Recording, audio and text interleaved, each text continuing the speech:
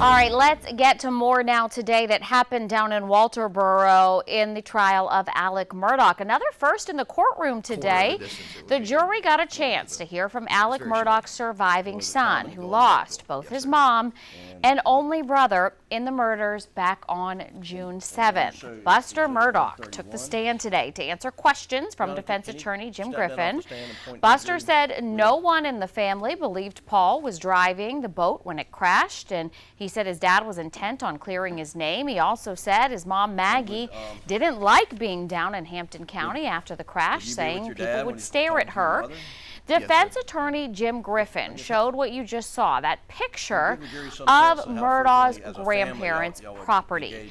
Now, they call it Alameda, and Buster testified that it was not unusual for family members to drive behind the house and park in that grass you just saw. But Friday's testimony showed that that's what Alex did the night of the murders. And that's just me. I know it's like garage entrance. What would happen? What would be required of your grandparents or some sitter to let you in? Yeah, so you could go and knock, but a lot of times they're in the back part of the house and they don't hear you. So you normally call and say like, "Hey, I'm at the front. I need to be, let in," and they'd have to walk from the back to the front, unlock the door, and let you in. But if you're in the back, how far is the walk? Quarter of the distance it would be to walk to the. It's very short. And was it common to go in the back door? Yes, sir. All right, well, that was Buster's testimony, but on cross-examination, prosecutor John Metters had a chance to poke holes in Buster's story about parking on his grandmother's grass at the house. Take a look.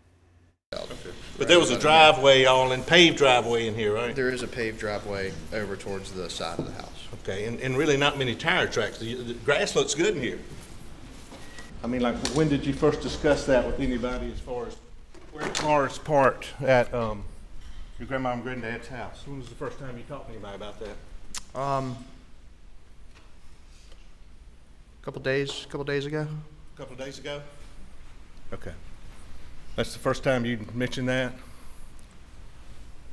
Sure. Okay.